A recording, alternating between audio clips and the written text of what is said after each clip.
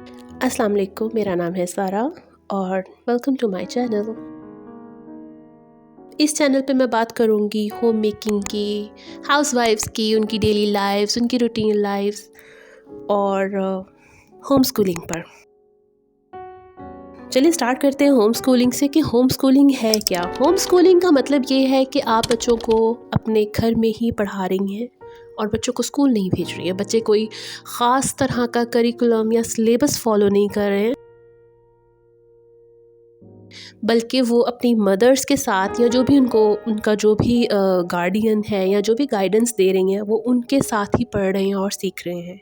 मुझे इस कॉन्सेप्ट ने अपील क्यों किया, क्योंकि ऑब्वियसली मैं भी बहुत यूट्यूब की व्लॉग्स देखती हूँ और वहाँ पर मैंने और भी मदर्स को अपने बच्चों को ख़ुद घर में पढ़ाते हुए देखा and it was very attractive. मुझे बहुत अट्रैक्ट किया। नंबर 2, हमारा स्कूलिंग सिस्टम। ज़्यादा मैं बात नहीं करूँगी उस पर, क्योंकि ये ऐसी कोई बात नहीं है जो आपको नहीं पता। आप जानती हैं कि हमारे स्कूलिंग सिस्टम में शायद 10% इंटरेस्ट हमारे बच्चों के एजुकेशन पर है और 90% बाकी चीज़ों पर है।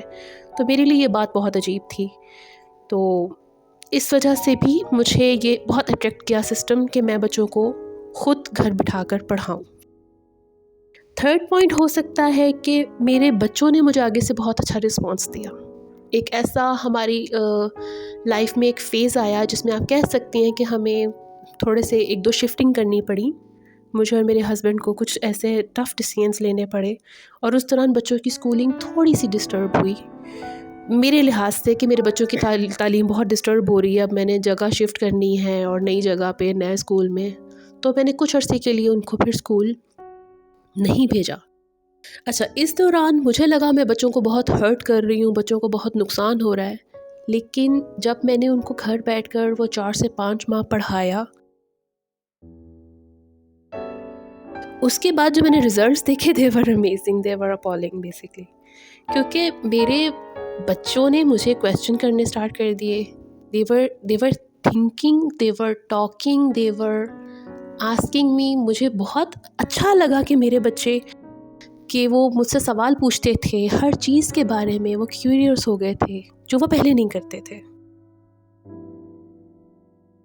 फिर आहिस्ता आहिस्ता जब मैंने मज़ीद होम स्कूलिंग पे रिसर्च करनी स्टार्ट की, तो फिर मुझे आइडिया हुआ कि वाकई ये चीज़ है कि हमारे स्कूल्स में बहुत ही लिमिटेड सा सिलेबस है, लिमिटेड से सब्जेक्ट्स हैं, जो सब पता नहीं शायद एक दूसरे के में कोई लगे हुए हैं जो वही सब्जेक्ट सबको पढ़ा रहे हैं। तो मतलब ऑनेस्टली एक 5.5-6 साल का बच्चा कंप्यूटर साइंस क्यों पढ़ रहा है मुझे समझ नहीं आती। उसको क्या समझ आएगी उस कंप्यूटर साइंस की।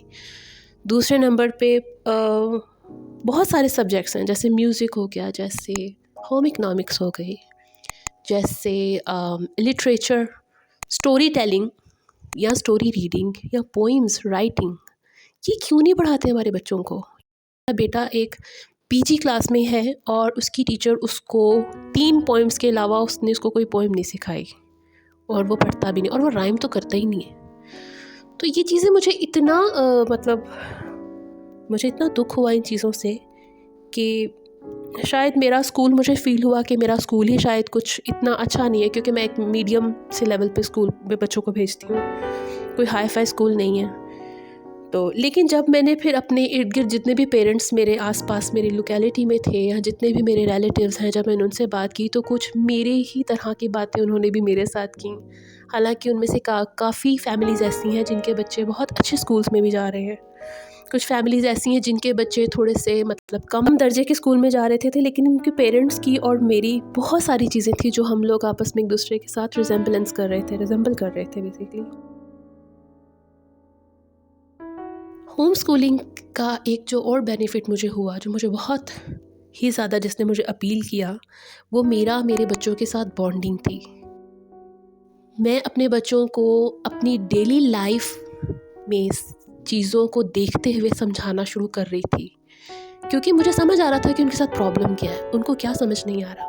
और जब उनको वो समझ नहीं आता था तो मैं उनको वो एक्सप्लेन करने के लिए डेली लाइफ की कभी बिरयानी की मिसालें दे रही हूँ, कभी पुलाव की दे रही हूँ, कभी मैं उनको जो है वो मतलब सितारों की दे रही हूँ। जिस तरह भी मुझे लगता था कि उनको वो कॉन्सेप्ट समझ आ जाए, मैं वो कॉन्सेप्ट समझाने के लिए उनको एवरी पॉसिबल एग्जाम्पल दे रही थी।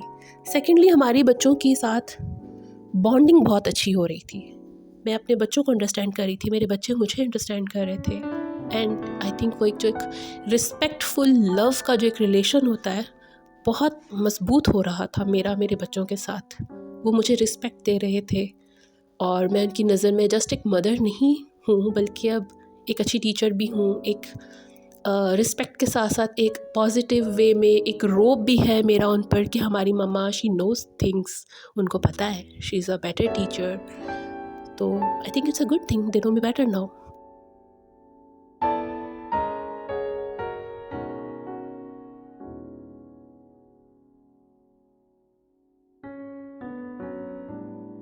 और पॉइंट जो मुझे बेसिकली, ये तो पिछले ही पॉइंट से रिलेटेड है कि स्कूल्स में टीचर्स भी और स्कूल का एनवायरनमेंट भी बच्चों की थिंकिंग को, उनकी ग्रोथ को बहुत लिमिट कर रहा है। उनकी स्किल्स की तरफ तो चले आप आ ही नहीं ना, वो तो हम बात ही नहीं करेंगे, कोई स्किल नहीं सिखा रहा, कुछ नहीं सिखा रहे स्कूल वाले। मगर मैं बात कर रही हूँ बच्चों की सोचने की काबिलियत को, उनकी अहलियत को, उनके अंदर कितना टैलेंट है। वो भी चले छोड़े, वो भी कौन मतलब तलाश कर रहा है, कोई किसी को नहीं पड़ी बच्चे में क्या टैलेंट है क्या नहीं। मगर एटलीस्ट आप उनकी सोच तो महदूद मत करें। मेरे बच्चे, जैसे मैंने आपको फर्स्ट जो बात एक्सप्लेन की कि मेरे बच्चों ने, जब मैंने उनको पढ़ाना शुरू किया, उन्होंने मुझसे सवाल करने शुरू किए और मैं परेशान हो गई क्योंकि वो सवाल इतने सारे थे। और समटाइम्स यस, बच्चे बहुत अजीब अजीब सवाल भी करते हैं, मगर मैं खुश थी कि वो अब सोच रहे हैं और उनको लगता था कि वो जो सोच रहे हैं वो ठीक है और वो अपनी सोच के मुताबिक सवाल पूछ सकते हैं। And it's okay to ask questions. उनकी मम्मा उनको डांटेगी नहीं, डांट कर चुप नहीं करवाएगी, बल्कि वो कोशिश करेगी कि उनको जवाब दे, जितना भी वो दे सकती है मतलब। And it's a good thing ना आपको, मतलब ये I think this is the first stair, ये पहली सीढ़ी है जो बच्चों को कुछ मुख्तलिफ सोचने की तरफ लेकर जाती है। तो यही तो हमें चाहिए कि बच्चे हमारे थोड़ा मुख्तलिफ होकर सोचें। वही लकीर के फ़कीर, तो सारी दुनिया तो लकीर की फ़कीर है, तो हमारे बच्चे भी अगर लकीर के फ़कीर ही बन रहे हैं तो फिर वेल क्या फ़ायदा।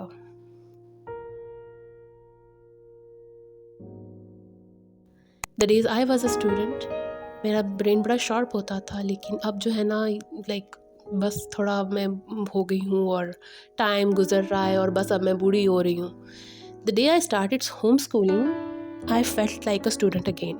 मैं बिल्कुल वापस चली गई, रिवर्स हो गया मेरी इमोशनल बीइंग के लिए, मेंटल हेल्थ के लिए, बेसिकली मेंटल हेल्थ की बात कर लेते हैं।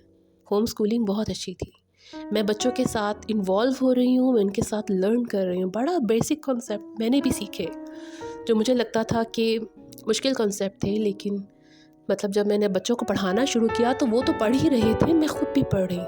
And it really makes me feel like younger self again.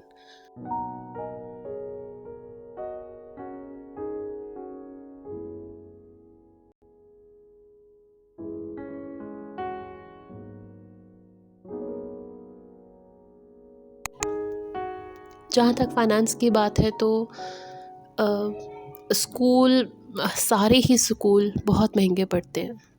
महंगे इस तरह से पड़ते हैं कि जब आप अपने बच्चे को देखते हो, उसकी तालीम और वो क्या क्या लर्न कर रहा है, उसके कंपैरिजन में जब आप अपना मंथली या ईयरली भी बैठ के अगर आप अपना जब बजट बनाते हो और आप देखते हो कि आपके कितने पैसे जा रहे हैं और उस हिसाब से कि आपका बच्चा लर्न कर रहा है, तो वेल वहाँ पर भी बहुत ही ज़्यादा जो है ना मायूसी होती है।